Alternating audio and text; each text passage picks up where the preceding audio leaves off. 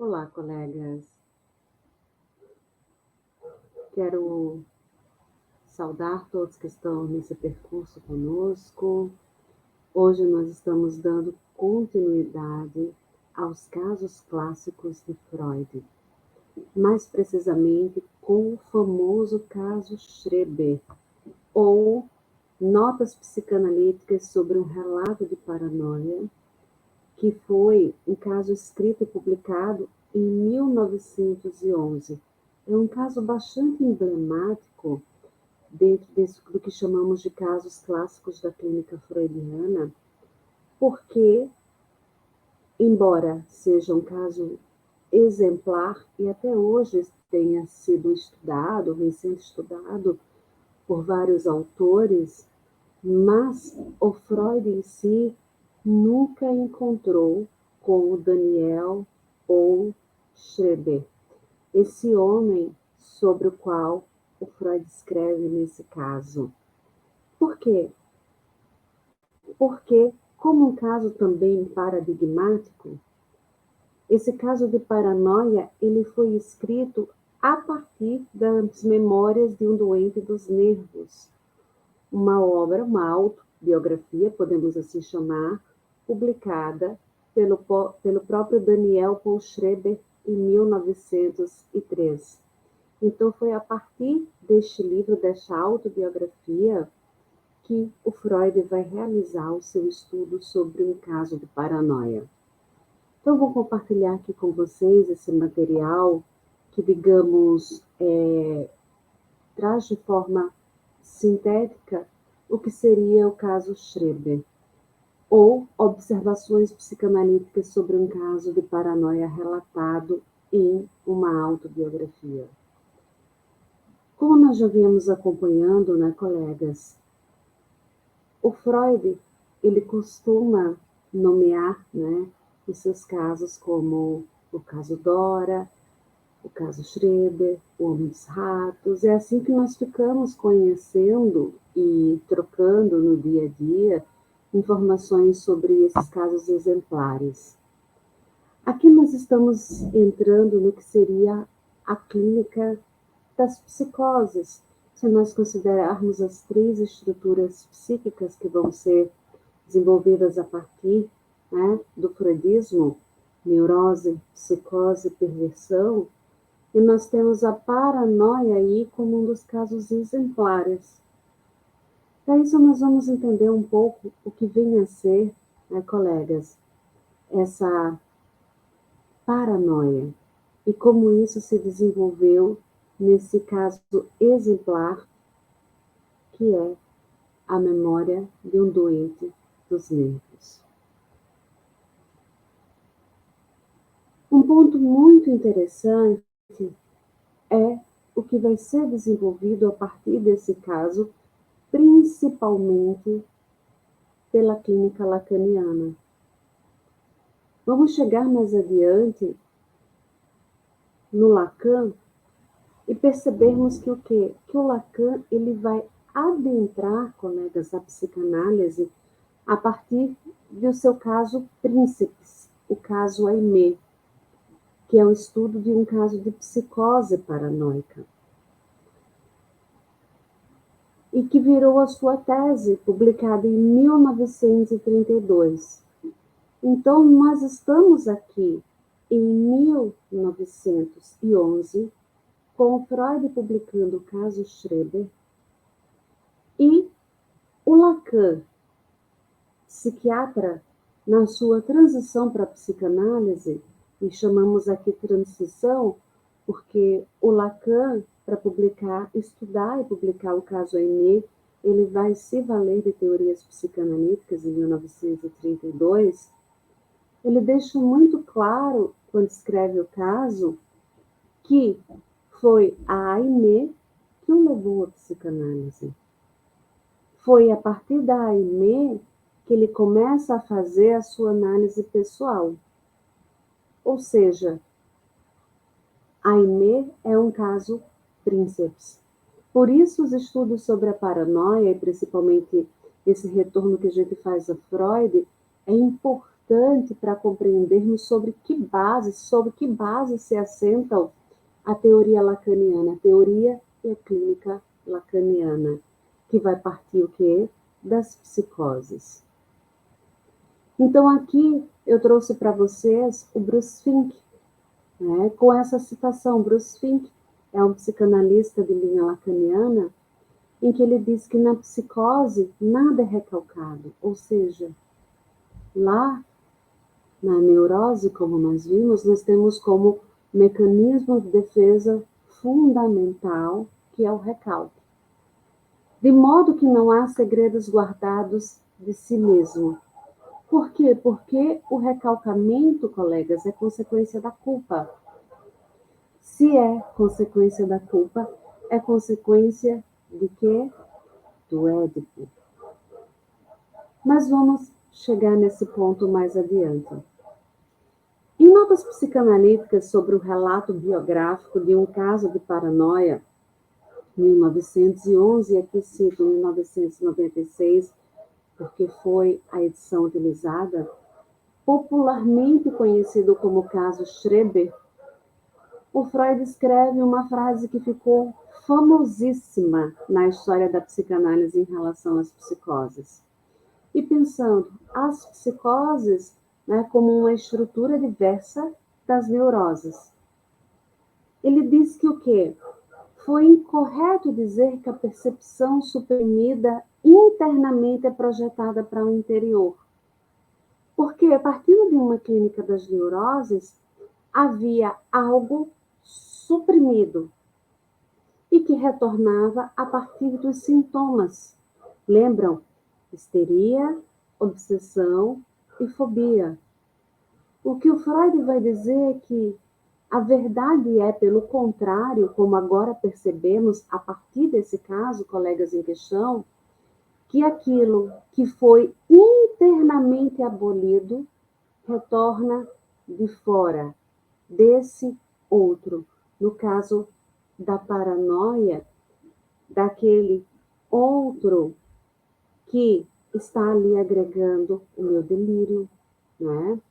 No caso da perseguição, delírio de perseguição, o delírio de ciúme, ou as alucinações, né, como vozes, visões. Então, retorna de fora e não é projetado. Vamos, então, para a memória de um doente dos nervos, do Daniel Schreber, que é uma obra autobiográfica, em que o Daniel Schreber ele relata como foi o seu processo de adoecimento. Essa obra está publicada em português, caso os colegas tenham interesse em adquirir, em edições bem recentes, e penso que vale a pena. É uma bela obra para estudo, né? A partir de que, e para entender a que o Freud retornava quando falava, quando construía esse caso de paranoia. E aqui o Lacan também vai retornar em muitos momentos no seu seminário 3 das psicoses, que será nosso objeto em outros módulos. Colegas, o que é a paranoia? Nós vamos falar de um caso de paranoia. A paranoia, a partir aqui da definição do dicionário do Laplanche-Pontalis, é uma psicose crônica caracterizada por um delírio, mais ou menos bem sistematizado. Ou seja, é um delírio que tem uma sistematização, não é algo aleatório. Pelo predomínio da interpretação e pelo enfraquecimento, pela ausência, de enfraquecimento intelectual. Ou seja, não há problemas intelectuais ou de cognição na paranoia, ou no sujeito que apresenta a paranoia, como nós vamos ver aqui no caso do Daniel Schreber. E que geralmente não evolui para a deterioração nervosa psíquica. Freud inclui na paranoia não só o delírio de perseguição, como a erotomania, o delírio de ciúme e o delírio de grandeza. Então, nós vamos ver aqui alguns desses delírios bem presentes no caso Schreber. O delírio de perseguição, ser perseguido por alguém. A erotomania, ser amado por alguém grande, por exemplo, como nós vemos por artistas de cinema, algo assim, né? É muito comum na contemporaneidade. E o delírio de ciúmes e o de grandeza, que chamamos comumente de megalomania. Mas quem foi o Daniel Schreber?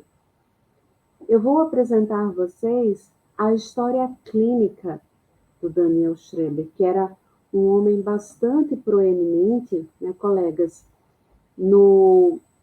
na Alemanha de sua época. Então, um homem proeminente, que vinha de uma família proeminente de bastante história. A história clínica que vai ser apresentada a nós por Freud relata que o Schreber sofreu distúrbios nervosos 2 vezes, e ambas resultaram de excessiva tensão mental. Então, a gente guarda aí tensão mental para entender onde é que nós vamos chegar com isso. E esses 2 eventos, esses 2 distúrbios nervosos, a primeira ocorrência se deu no outono de 1884 e 1885, na época em que Daniel Schreber se candidatou para o cargo de diretoria da corte. Foi aí que ele teve, né, esse primeiro distúrbio nervoso, resultante de uma tensão mental, e ele foi internado no asilo de Sonstein, e em dezembro, na clínica do Dr. Fleschsee. Dr. Fleschsee vai ser uma figura importante na construção do delírio do Dr. Schreber. E ele foi diagnosticado com hipocondria grave. Ele vai receber alta em junho de 1886. A segunda ocorrência foi após a posse de cargo da presidência do Senado, em outubro de 1893. Desculpem. Então, nós temos aí, colegas, uma distância de aproximadamente 6, 7 anos entre uma ocorrência e outra. Ou seja, ambas resultaram de uma grande tensão mental.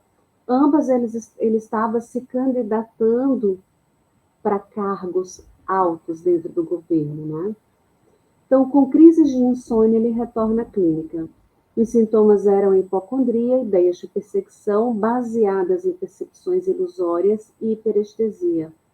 Ainda contavam ocorrências de estupor, alucinatório, ânsia de morte e caráter místico nos delírios. É isso que vai ser nos apresentado como história clínica do Schreber. Como antecedentes dessa história clínica, o pai de Schreber era um médico que tinha uma formação de cunho educativo e higienista. O que o pai do Daniel Schreber queria? A formação de um novo homem. E aqui o homem ariano está entre parênteses, colegas, porque muito da obra do pai do Daniel Schreber foi utilizada posteriormente dentro da construção, né, desse homem ariano ideal do Partido Nazista. Daniel Schreber era um homem casado e sem filhos. A esposa do Schreber não conseguiu engravidar, conforme consta nos relatos. Com a morte do pai do Schreber, o seu irmão vai assumir o papel paterno para ele. E após isso, o irmão também morre. Então, o Schreber fica sem essas 2 figuras masculinas, o pai e o irmão. Então, temos um homem adulto que vem de uma ascensão política dentro de uma família médica, o pai médico, de trabalho de cunho educativo e higienista. E o Schreber casado e sem filhos, porque a esposa não podia engravidar. Bem, quanto a isso, nós vamos observar como Freud vai construindo essas duas ocorrências. Para Freud, a primeira ocorrência, colegas, tratou de uma neurose. Já na segunda ocorrência, o que ele vai identificar?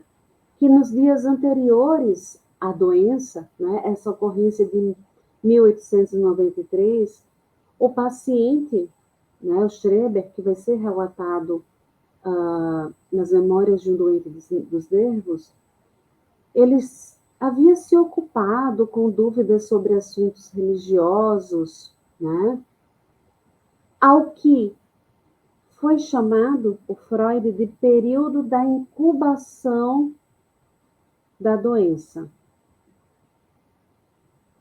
Schreber também, nesse período, sonhava, ele tinha sonhos mais diversos, mas dentre eles que o quê?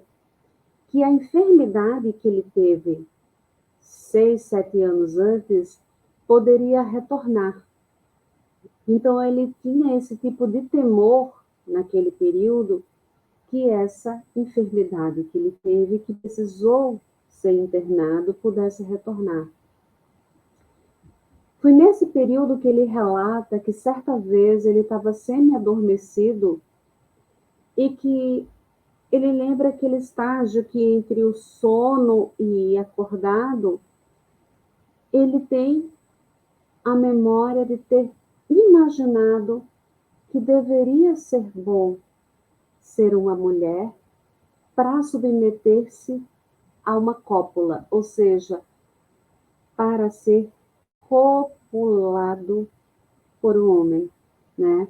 Então, nós vemos aí o Schreber imaginando estar numa posição passiva, e eu vou usar esse termo aqui, em relação à sexualidade, saindo dessa posição masculina ativa.